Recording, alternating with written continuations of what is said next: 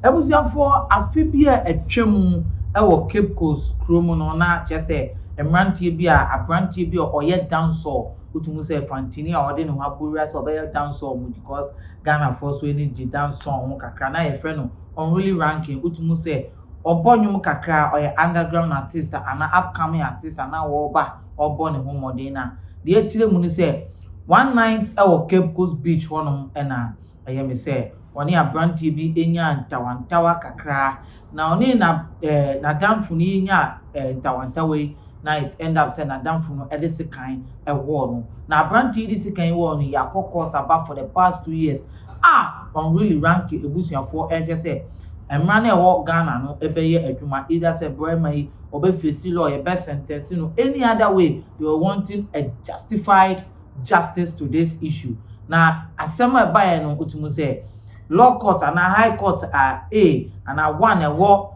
Cape Coast no ade asɛm no aba na wie ya wɔkyerɛ sɛ aberanteɛ a wɔbɔ ɔno atumi di sekan ɛwɔ Unruly rank yi ɛmɔ a ɔredi apɛrɛapɛrɛ no ɔno so yɛnku no by hanging na wotumi sɛ ɛhɔ no na Unruly rank ebusuafoɔ akomato yi mu a ɔmaame ɛde ba abɔnten a na ebusuafoɔ de ba abɔnten sɛ sɛnea yɛde asɛntɛnse bɛrima yi saa na ɔno so ne busuafoɔ bɛhu sɛ yɛku wɔn de hyia ɛyɛ ya ebusuafoɔ ma yɛnkɔhwɛ video no mbra yɛba a yɛbɛsa to aso.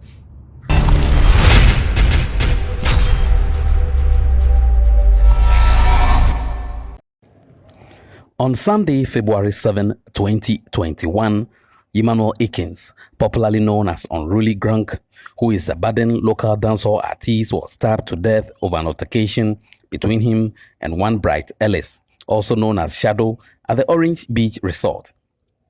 City News sources say the two were arguing over a music beef, leading to the victim being stabbed to death. The news of the death of the up-and-coming music talent shocked the Cape Coast community, as many were wondering what might have led to the suspect being stabbed to death. After almost 2 years of court proceedings, the Cape Coast High Court A, presided over by His Lordship Emmanuel Lodo, sentenced the accused person, Bright Ellis, to death by hanging. Mother of the victim, Kate Swansea, expressed satisfaction with the judgment, adding that it is time for the family of the suspect to also feel the pain of losing a beloved one.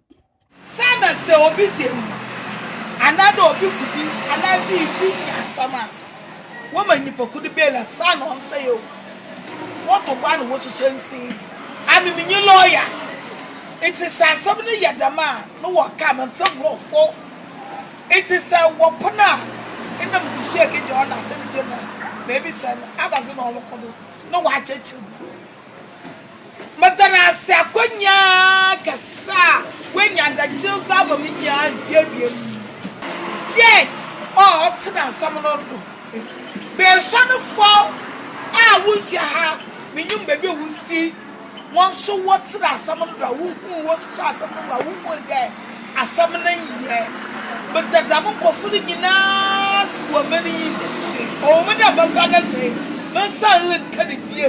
Never, but then Yakupanas, then no so attended the Abadan, so I can find you. You should have seen Fabian, no son of my neighbors, Henrik. Then said there's one poor soon. All of them so soon. Uncle to the deceased dancehall artist, Papa Kojo Swansea, believes justice has been served in the matter and advised the youth to desist from violent acts. More of us are musician. On you obviously different way musicians, no way. Kasano social media. I will have fun. I don't ever just something when you ask. Never one second. Not today, our friend. At time every day you couldn't apostle you couldn't sapa. None never see watch a day or then you don't know the king our friends.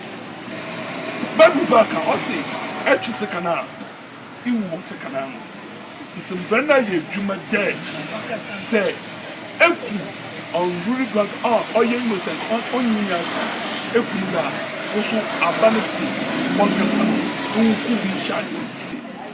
Attentive is Rana Yuma. Mamma made 7 man. O Biala die first. No one there. 8 could be a name for Mundi. na ɔte biara mbrɛ bɛyɛ adwuma.